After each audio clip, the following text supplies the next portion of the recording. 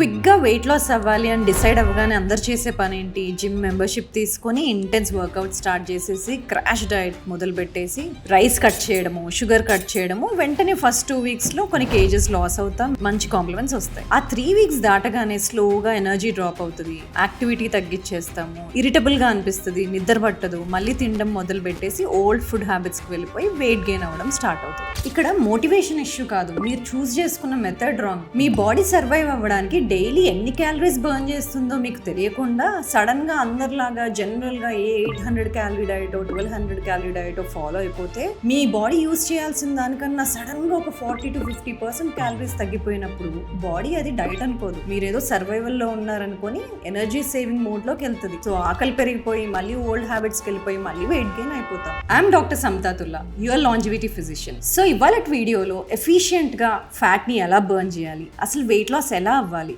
Longevity పర్స్పెక్టివ్లో long term fitness ఎలా maintain చేయాలో నేను ఎక్స్ప్లెయిన్ చేస్తాను.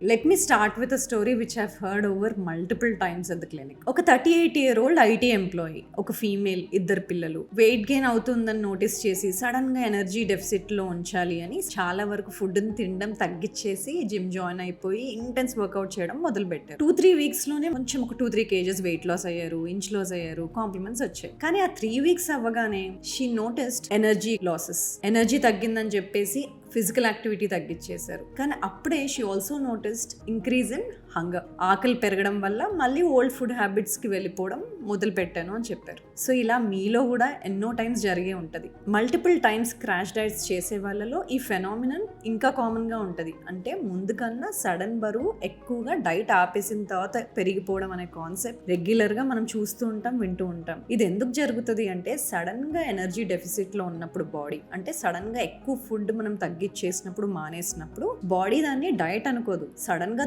తగ్గిపోతుంది. కాబట్టి అది సర్వైవల్ కోసం మిమ్మల్ని మళ్ళీ బాడీ ఎనర్జీ సేవింగ్ మోడ్లోకి పెట్టేస్తుంది. అప్పుడు చాలా హార్మోనల్ చేంజెస్ జరుగుతాయి. అప్పుడే రెలిన్ అనే హార్మోన్ పెరిగి మీకు ఆకలి పెరగడం, లెప్టిన్ అనే హార్మోన్ తగ్గి ఆ ఎనర్జీలో ఇంబ్యాలెన్స్ రావడం, దీన్ని అడాప్టివ్ థర్మోజెనిసిస్ అంటారు. సో అడాప్టివ్ థర్మోజెనిసిస్ మనం బాడీని సేఫ్గా ఉంచడానికి బాడీ తయారు చేసిన ఒక బయోలాజికల్ మెకానిజం. సో బాడీ అది కన్ఫ్యూజ్ అవ్వద్దు అంటే sudden calorie deficit, huge calorie deficit లో ఉండకూడదు. సో దానికి ఒక పద్ధతి ఉండాలి. మీ బాడీ అసలు సైలెంట్గా ఉన్నప్పుడు ఎన్ని క్యాలరీస్ బర్న్ చేస్తుందో అది మనకు తెలియాలి. ఎప్పుడైనా డైట్లోకి వెళ్ళేటప్పుడు గ్రాడ్యువల్గా వెళ్ళాలి, కానీ డ్రాస్టిక్గా వెళ్ళకూడదు. డ్రాస్టిక్గా ఎప్పుడు వెళ్ళినా ఇలా సడన్ హార్మోనల్ చేంజెస్ జరిగి రెలిన్ అనే హార్మోన్ పెరిగి ఇంటెన్స్ క్రేవింగ్స్ మొదలై మోటివేషన్ ఉన్నా కూడా మళ్ళీ మనం ఓల్డ్ ఫుడ్ హ్యాబిట్స్కి వెళ్ళిపోతాము. అలాగే హెల్దీ ఫుడ్స్ తిన్నా కూడా బాడీ ఫ్యాట్ స్టోరేజ్ మోడ్లోనే ఉంటుంది. అందుకే చాలా మంది అంటారు, నేను ఎప్పుడైతే డైట్ ఆపేసి నార్మల్ ఫుడ్ తింటున్నానో నేను తక్కువ తిన్నా కూడా ఎక్కువ వెయిట్ గెయిన్ అయిపోతున్నాను, నేను తక్కువ తిన్నా కూడా ఎక్కువ ఫ్యాట్ గెయిన్ అయిపోతున్నాను అంటారు. This is because of adaptive thermogenesis. ఇది చాలా మంది చేసే మిస్టేక్. ఆన్ అన్ యావరేజ్ మన బాడీ 60 to 70% క్యాలరీస్ అనేది మనం క్వైట్గా ఉన్నప్పుడు కూడా మన హార్ట్ని, బ్రెయిన్ని, లంగ్స్ని అన్నిటిని ఫంక్షన్ చేయడానికి ఒక ఎనర్జీని యూజ్ చేస్తూ ఉంటుంది. దీన్ని బేసల్ మెటబాలిక్ రేట్ అంటాం. ఇది కాకుండా మిగతా ఎనర్జీస్ ఎలా బర్న్ అవుతున్నాయి? మనం తినే ఫుడ్ని బట్టి. ఎక్కువ థర్మిక్ ఫుడ్ తింటే, అంటే ఎక్కువ ఎనర్జీని యూజ్ చేసుకునే ఫుడ్ తింటే ఎక్కువ థర్మిక్ ప్రొడక్షన్ అంటారు. So that is thermic effect of food. ఇంకో concept non exercise activity thermogenesis. కొంతమంది ఉంటారు ఎక్సర్సైజే చేయరు, జిమ్కి వెళ్ళరు, నార్మల్గా తింటారు, నార్మల్గా పడుకుంటారు, కానీ డే అంతా మొబైల్గా ఉంటారు, ఎక్కువ వాకింగ్ చేస్తారు, సెడెంటరీ జాబ్ ఉండదు. వాళ్ళల్లో యాక్చువల్లీ బేసల్ మెటబాలిక్ రేట్ ఎక్కువగా ఉంటుంది and they burn more non exercise activity thermogenesis. NEAT కోసం కూడా బాడీ ఎక్కువ క్యాలరీస్ని బర్న్ చేస్తుంది. Now last one is exercise. Exercise వల్ల మనం కొన్ని క్యాలరీస్ బర్న్ చేస్తాం. ఇప్పుడు అన్నీ కంపేర్ చేస్తే మనకి ఎక్సర్సైజ్ వల్ల బర్న్ చేసే క్యాలరీస్ తక్కువ, దానికి నెక్స్ట్ మనం తినే టైప్ ఆఫ్ ఫుడ్, దానికి నెక్స్ట్ మనం ఎక్సర్సైజ్ చేయకుండా మన డైలీ మూమెంట్తో బర్న్ చేసే క్యాలరీస్, దానికి నెక్స్ట్ బేసల్ మెటబాలిక్ రేట్. కానీ దీన్ని మనం బేసల్ మెటబాలిక్ రేట్నేమో అండర్ ఎస్టిమేట్ చేస్తాము, ఎక్సర్సైజ్ని ఓవర్ ఎస్టిమేట్ చేస్తాం. అందుకని ఎప్పుడైనా వెయిట్ తగ్గాలనుకోగానే ఫుడ్ని మొత్తం తగ్గించేసి ఎక్సర్సైజ్ చేసేస్తే అప్పుడు ఫుల్ క్యాలరీస్ బర్న్ అయిపోతాయి, వెయిట్ లాస్ అయిపోతాయి అనుకుంటారు. కానీ ఇక్కడే మేజర్ ట్రిక్ ఉంది. ఎప్పుడైతే మనం నీట్ని టార్గెట్ చేస్తామో, అంటే ఎక్సర్సైజ్ కాకుండా జిమ్లో లేనప్పుడు మనం ఎంత మొబైల్గా ఉంటామో body will burn more calories then. And second thing, మన టైప్ ఆఫ్ ఫుడ్ చూస్ చేయడం, ఎక్కువ థర్మిక్ ఎఫెక్ట్ ఉండే ఫుడ్స్ చూస్ చేసినప్పుడు బాడీ ఆటోమేటిక్గా ఎక్కువ క్యాలరీస్ బర్న్ చేస్తుంది. మనం బర్న్ చేసే 10% of total body calories goes to thermic effect of food. అంటే మనం చూస్ చేసే ఫుడ్ టైప్ని బట్టి మన బాడీ క్యాలరీస్ని బర్న్ చేస్తుంది. అందుకే మోస్ట్ ఆఫ్ ద డయట్స్, ఎవరైతే డయట్స్లో ఎక్కువ ప్రోటీన్ యూజ్ చేస్తారో, protein will consume more calories to burn it. అంటే but that is sustainable, more clean energy. కానీ ఎప్పుడైతే ప్రాసెస్డ్ ఫుడ్స్ ఎక్కువ తీసుకుంటామో or high glycemic index foods ఎక్కువ తీసుకుంటామో అప్పుడు బాడీ ఎఫిషియెంట్గా దాన్ని బర్న్ చేయలేదు. టీఎఫ్ అనేది హై ఉండాలి అంటే ఫైబర్ హై ఉండాలి, అలాగే ప్రోటీన్ పర్ ఎవ్రీ మీల్ కూడా హై ఉండాలి. సో టీఎఫ్ని మనం అడ్వాంటేజ్గా వాడుకోవాలి అంటే మనకి హోల్ ఫుడ్స్ ఉండాలి. ఆ హోల్ ఫుడ్స్లో ప్రోటీన్ ప్రిడామినెంట్గా ఉండాలి, ఫైబర్ రిచ్ ఫుడ్ ఉండాలి. అందుకే ప్రాసెస్డ్ ఫుడ్ని తగ్గించేసి ఎప్పుడైతే హోల్ ఫుడ్స్కి మూవ్ అవుతామో న్యాచురల్గా చాలామంది వెయిట్ లాస్ అయిపోతుంటారు బికాస్ ఆఫ్ టీఎఫ్. ఇప్పుడు ప్రాబ్లం ఏంటో తెలుసుకున్నాం, కానీ యాక్షన్ ప్లాన్ ఏంటి, ఒక ఫ్రేమ్వర్క్ ఏదైనా ఉందా వెయిట్ లాస్ అవ్వాలి అంటే అది నేను మీకు చెప్తాను. Let's break it down to 4 simple pillars. First pillar is nutrition.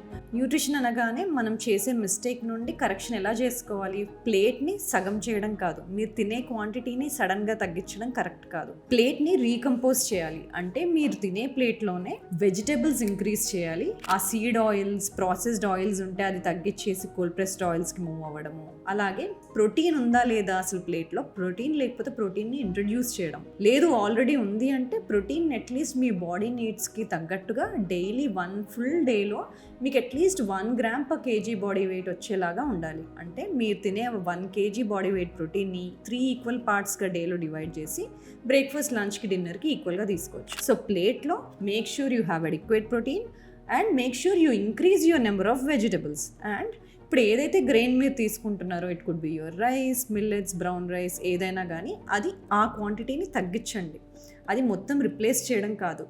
When ఆ రైస్ క్వాంటిటీని తగ్గించి ప్రోటీన్ పెంచి ఫైబర్ని పెంచినప్పుడు మెటబాలిజం సస్టైన్డ్గా ఉంటుంది, హంగర్ క్రేవింగ్స్ ఉండవు, అలాగే సస్టైనబుల్ ఎనర్జీ ఉంటుంది, ఇంకా వెయిట్ లాస్ కూడా సస్టైనబుల్గా ఉంటుంది. సో ఇలా చేసినప్పుడు మీకు టోటల్ క్యాలరీ మీ బాడీ ఎంతైతే బర్న్ చేస్తుందో సడన్ డెఫిసిట్ కూడా ఉండదు. సో బాడీకి షాక్ లాగా ఉండదు, బాడీకి అలవాటు అవుతుంది.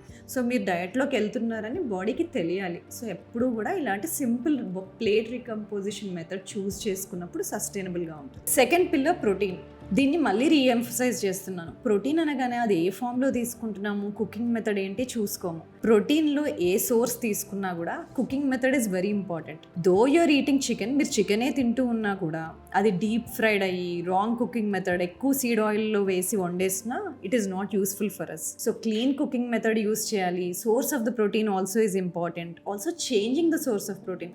ఎప్పుడు కంటిన్యూస్గా ప్రోటీన్ కోసం ఒకటే సోర్స్ పైన డిపెండ్ అవ్వడం కూడా it's not ideal. So protein సోర్సెస్ని చేంజ్ చేస్తూ ఉండాలి. If you are a flexitarian, keep changing between vegetarian and non vegetarian source.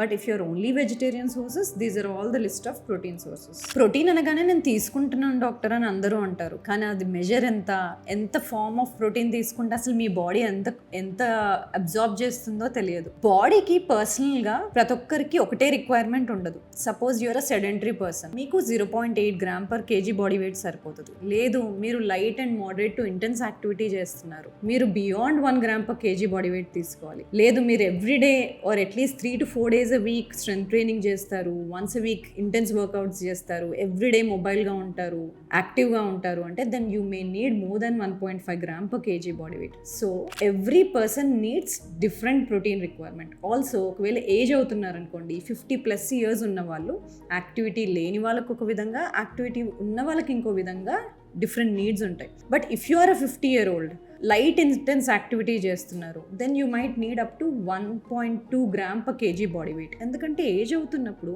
మన అటెన్షన్ ఓన్లీ ఫ్యాట్ లాస్ పైన ఉండకూడదు, మన అటెన్షన్ ఆ మజిల్ని ప్రిజర్వ్ చేయాలి, ఆ మజిల్ ప్రిజర్వేషన్ వల్ల వచ్చే బేసల్ మెటబాలిక్ రేట్ పైన కూడా ఉండాలి. సో రెస్టింగ్ మెటబాలిక్ రేట్ అంటే మనం క్వైట్గా కూర్చున్నప్పుడు బాడీ బర్న్ చేసే క్యాలరీస్ న్యాచురల్గా ఎక్కువ ఉండాలి అంటే we should have that bulk of muscle mass. ఆ మసిల్ని ఫస్ట్ పోకుండా కాపాడుకోవాలి, అది ప్రిజర్వ్ చేయడానికి కనీసం 1 gram per kg body wait కావాలి. కానీ ఏజ్ అవుతుంటే వచ్చే ఆండ్రోజన్ రెసిస్టెన్స్, మసిల్లో రెసిస్టెన్స్ పెరుగుతుంది ఏజ్ అవుతుంటే, దాన్ని బైపాస్ చేసి మళ్ళీ బెనిఫిట్స్ రావాలి అంటే ఇంకా ప్రోటీన్ ఇంటేక్ ఇంక్రీజ్ చేయాలి. సో ప్రోటీన్ అంటే చాలా మంది భయపడుతూ ఉంటారు, కానీ దాన్ని కరెక్ట్గా తీసుకున్నప్పుడు, వర్కౌట్స్ చేస్తున్నప్పుడు, దాన్ని ఫ్యాట్ అండ్ ఫైబర్తో కలిపి తీసుకుంటున్నప్పుడు బాడీ దాన్ని కరెక్ట్గా యూజ్ చేసుకుంటుంది. ఆల్సో చాలా మంది బాడీకి డైలీ ఎంత నీడ్ ఉంటుందో ఆ ప్రోటీన్ని సింపుల్గా 1 మీల్లో 2 మీల్స్లో తినేయాలని చూస్తారు. సింగిల్ మీల్లో more than 30 grams of protein తీసుకున్నా కూడా body do not use it properly. So ఎప్పుడైతే మీ బాడీకి మోర్ దాన్ 90 grams అవసరం ఉంటుందో, may go up to 120 grams also మీ బాడీ నీడ్ ప్రకారం,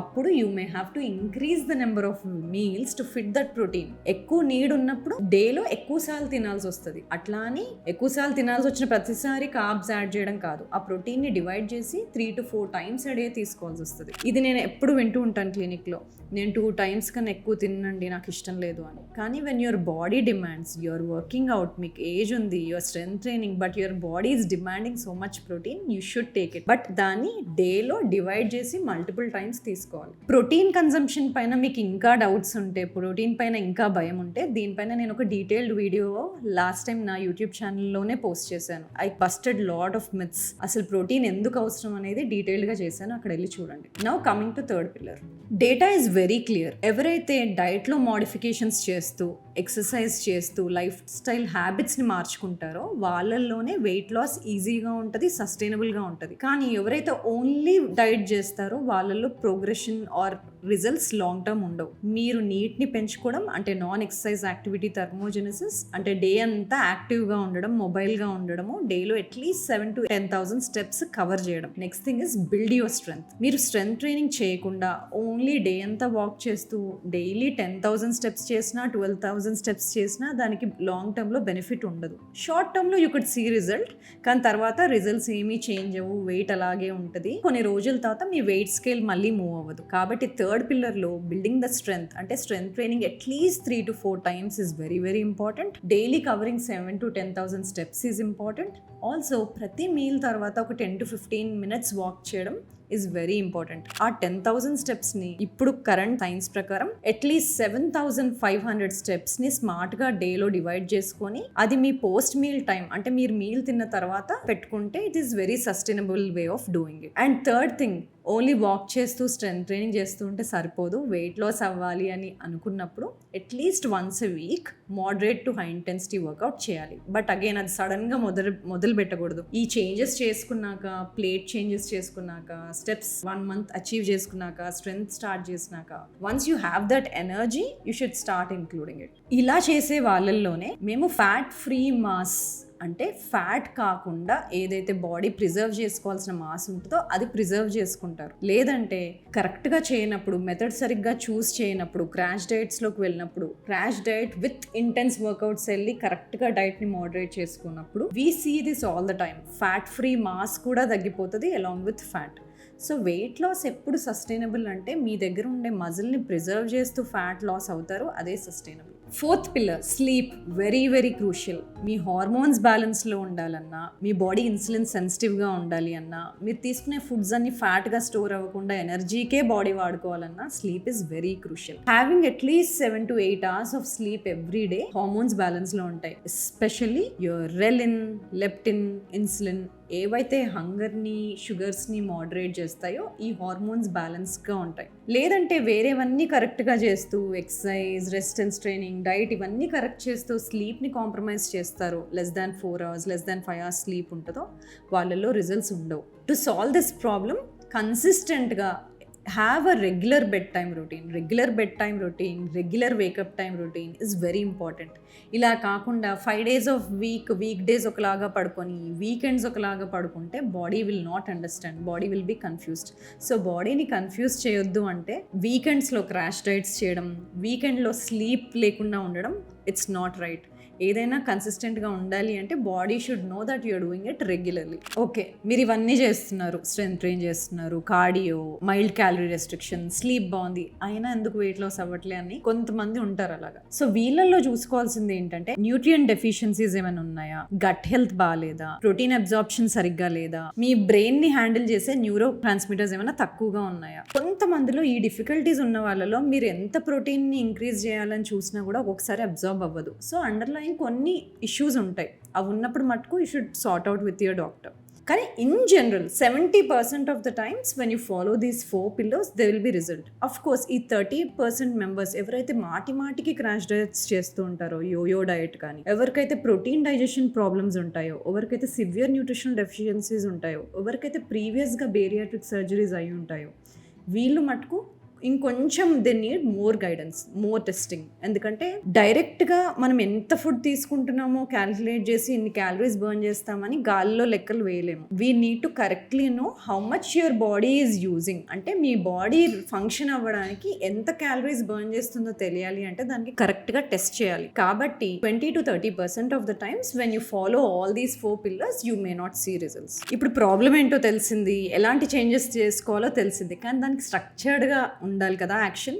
I'll tell you in 3 simple phases. Phase 1లో ఓన్లీ మీ ప్లేట్ రీకంపోజిషన్ని చేంజ్ చేయండి. అంటే మీరు తీసుకునే పోర్షన్ సైజెస్ని చేంజ్ చేయండి. అండ్ క్యాలరీ రెస్ట్రిక్షన్ సడన్గా మీరు తినే ఫుడ్ క్వాంటిటీలో హాఫ్ చేసేయకండి. ఎప్పుడైనా సడన్ రెస్ట్రిక్షన్ కాకుండా ఒక 10-20% restriction is okay. But if you are athlete, if you are training for something, if you are into performance, then you need coaching. అది కరెక్ట్గా guidance ఉండాలి. ప్లేట్ రీకంపోజిషన్తో పాటు ఫేజ్ 1లో చేయాల్సింది daily movement. Target at least 7,000-8,000 steps every day. Meal తిన్నాక 10-15 minutes walk చేయండి. Phase 2 ఆ plate రీకంపోజిషన్ని ఫాలో అవుతూ, డైలీ మూమెంట్ ఫాలో అవుతూ స్ట్రెంగ్త్ ట్రైనింగ్ యాడ్ చేయండి. At least start with 2 times a week, then you can increase up to 4-5 times a week. దీనితో పాటు మీ ప్రోటీన్ ఇంటేక్ని ఇంక్రీజ్ చేయండి. ఫేజ్ 1 కన్నా ఫేజ్ 2కి మూవ్ అయినప్పుడు ఇప్పుడు స్ట్రెంగ్త్ ట్రైనింగ్ చేస్తున్నారు, డైలీ మూమెంట్ కూడా పెరిగింది కాబట్టి your body will need more protein. So increase the amount of protein intake. Also ఇదే టైంలో మీకు డెఫిషియన్సీస్ ఏమైనా ఉన్నా, గట్ హెల్త్ ఇష్యూస్ ఉన్నా అవి ఇక్కడ కరెక్ట్ చేసుకోండి. Next move to stage 3. Stage 3లో okay, you have learn to rearrange your plate, protein intake improve చేసుకున్నారు, మీకున్న డెఫిషియన్సీస్ ని కరెక్ట్ చేసుకున్నారు, గట్ హెల్త్ ప్రాబ్లమ్స్ ని అడ్జస్ట్ చేశారు, డైలీ మూవ్మెంట్ ఉంది, స్ట్రెంగ్త్ ట్రైనింగ్ కూడా ఉంది. ఈ టైంలో stabilizing the amount of calories is important. మీ గోల్ ఈ పార్టీకి అచీవ్ అయిపోయింది అంటే ఈ వెయిట్ ని మెయింటైన్ చేయడానికి కావాల్సిన క్యాలరీ ఇంటేక్ ని పెట్టుకోండి. లేదు మీ గోల్ ఇంకా అచీవ్ అవ్వలేదు అంటే continue to do what you're doing. కానీ ఇదే టైంలో మీ గోల్ అచీవ్ అయిపోయింది కదా అని పాత హ్యాబిట్స్ కి వెళ్ళకండి. ఈ 4 పిల్లర్స్ వెయిట్ లాస్ కి హెల్ప్ అవుతాయని తెలిసినా కూడా చాలా మంది స్టెప్స్ ని ఫాలో అవ్వలేకపోతారు. దాంట్లో most common reason night shifts చేసేవాళ్ళు. వాళ్ళ కోసం నేను ఇంకో వీడియో సపరేట్ గా నెక్స్ట్ టైం లాంగ్ ఫామ్ చేసి అప్లోడ్ చేస్తాను. ఇవన్నీ రెగ్యులర్ సినారియోస్ కాకుండా కొంతమందికి డిఫికల్టీస్ ఉంటాయి. It could be genetic disorders, frequent గా డైటింగ్ చేసే వాళ్ళలో weight loss is very very difficult, or somebody who is having, ఎవరికైతే న్యూరో ట్రాన్స్మిటర్స్ ఇష్యూస్ ఉంటాయో, అంటే very severe hunger cravings, severe serotonin deficiency, dopamine deficiency ఇలాంటివి ఉంటాయో వీళ్ళల్లో చాలా ఛాలెంజెస్ ఉంటాయి. సో వీళ్ళకి న్యూట్రిషన్ ప్లాన్ ఇలా సింపుల్ గా ఫాలో అవుతే సరిపోదు. వాళ్ళకి they also need coaching. They need something called behaviour coaching. నేను PMX లో మోర్ దెన్ 1000 క్లయింట్స్ చూశాను.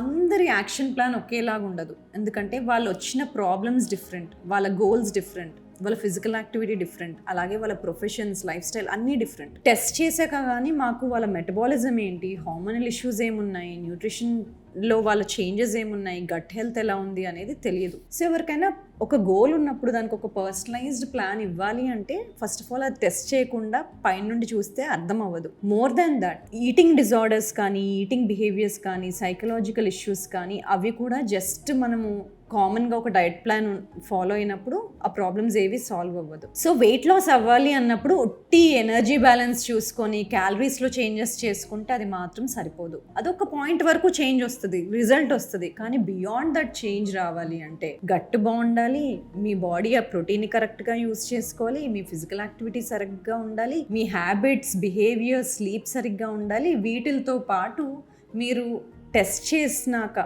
మీ హార్మోన్స్ ఎలా ఉన్నాయి, మీ వైటమిన్స్ ఎలా ఉన్నాయి, మీ బాడీలో ఇన్ఫ్లమేషన్ ఏమైనా ఉందా, మీ స్ట్రెస్ యాక్సెస్ ఎలా ఉంది, మోర్ దాన్ ఎవ్రీథింగ్ అసలు మీ ఆటోనామిక్ నర్వస్ సిస్టమ్ ఎలా పనిచేస్తుంది, అంటే మీరు ఫీడింగ్ మోడ్లో ఉన్నది, ఫైట్ మోడ్లో ఉన్నది మీ బాడీకి అర్థమవుతుందా లేదా, రెసిలియంట్గా ఉన్నారా లేదా, ఇవన్నీ factors important. So weight loss అనగానే క్యాలరీస్ ఇన్ క్యాలరీస్ అవుట్ కాదు. There are so many factors to it. నేను చెప్పిన 4 basic pillars they will work to certain extent. Definitely they will work to certain extent. But if you want to work beyond that extent, then you should have a testing in place.